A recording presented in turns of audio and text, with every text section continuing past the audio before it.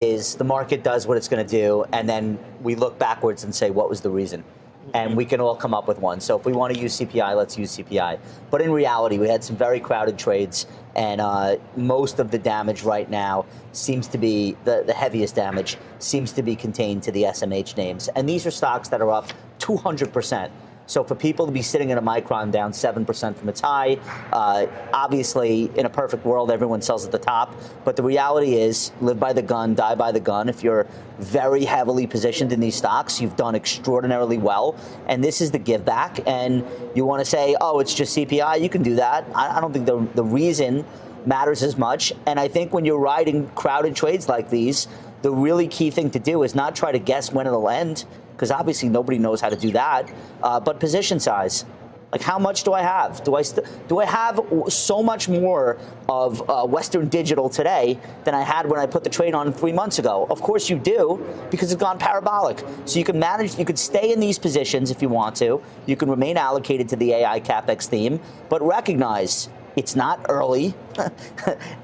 Way more people have stock now to sell than you're going to get new buyers. And if you have an appropriate position size, you can live through it. All right. Back to this, which if you've been on the street for as long as the four of us have, you know the way this actually works is clients who are shareholders in funds complain, why aren't we in the AI stocks? Mm-hmm. Why aren't we? And the manager says, well, which of our holders? Oh, Qualcomm.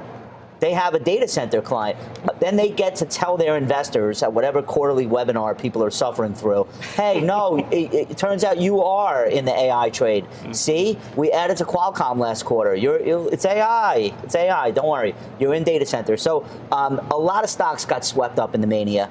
And understandably, like it's not like people are imagining this. There are trillions of dollars that are going to be spent in data center over the next 5 to 10 years. Yeah, you want that tailwind. If you're buying stocks, you want companies that are going to benefit from that. So, but you know, things get taken too far.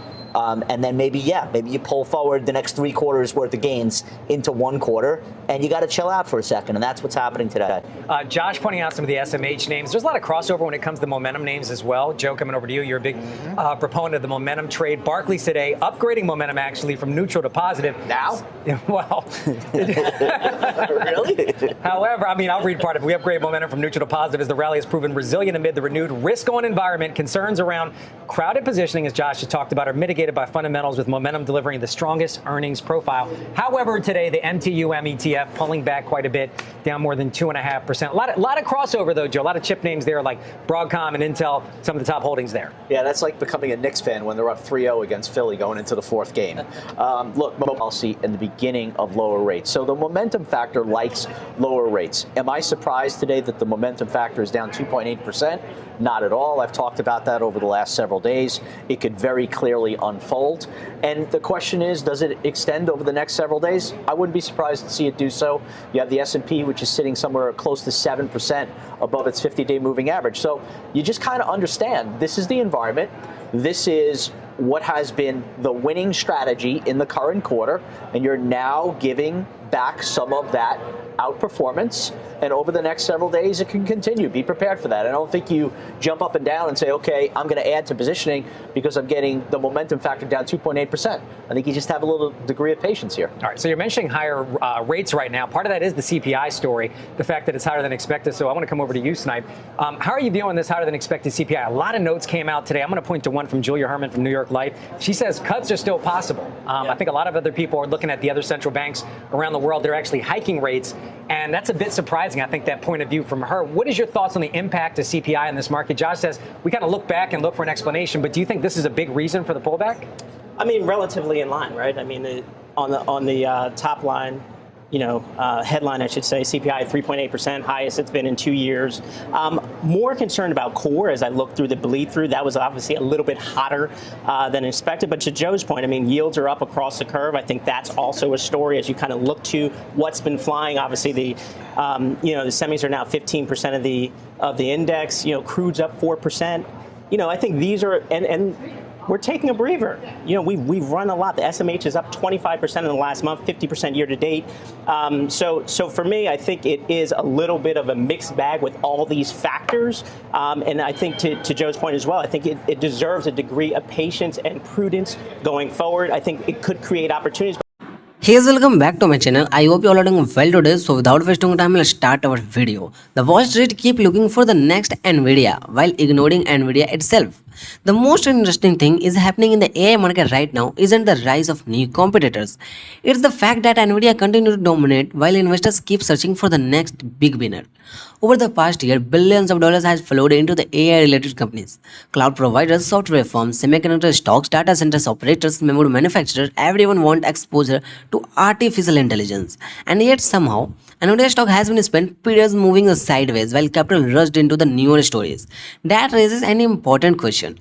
Has Wall Street become so focused on finding the next AI winners that isn't even overlooking the current one? Many analysts believe the answer is yes. Despite being the undisputed leader in AI infrastructure, Nvidia currently traded at valuation levels that some investors consider surprisingly reasonable compared to its growth rate. That's not something you typically see with a company sitting at the center of one of the largest technology revolution in the history. And that's exactly why some portfolio managers continue calling Nvidia their favorite AI investment. The market often treats Nvidia as if already reached the maturity. But when you examine what's actually happening across the industry, that assumptions become harder to justify. AI demand is just slowing down, it's exploding. Every month, new users cases emerges. Companies are deploying larger models. Businesses are integrating AI into the workflow. Developers are building more advanced applications, and government around the world are investing heavily in AI infrastructure. All of that require compute, lots of compute.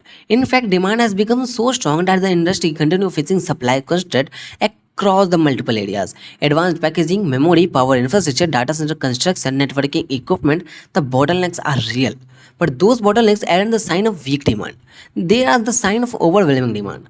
The challenge isn't the finding the customers. The challenge is supplying enough infrastructure to satisfy them. That's an important distinction because many investors view supply constraint as a negative. In reality, they demonstrate how much demand still exists beneath the surface. Meanwhile, another shift is taking place. The AI industry is moving beyond the training and the deeper into the inferences. Training creates intelligence, inferences monetize it. This is the stage where AI systems begin generating output for users, customers, and the businesses. That's the way efficiency becomes critical. The companies that are building AI models don't simply want more compute. They want the most productive compute. They want systems capable of producing the greatest output while minimizing the cost. According to Nvidia leadership, that's one company's biggest advantage. Its platform aren't just powerful, they are efficient. And in the world where AI profitability matters, efficiency becomes a competitive weapon. Then there is a CUDA. While competitors focused on a software comparison, Nvidia continues benefiting from one of the most powerful software ecosystem in the technology. Developers have spent years building on Nvidia platform. Cloud providers support it, and AI labs depend on it, and enterprises deploy it. The result is an ecosystem that becomes more valuable as adoption grows. That's not something easily replicated. It's the mode that expands over the time.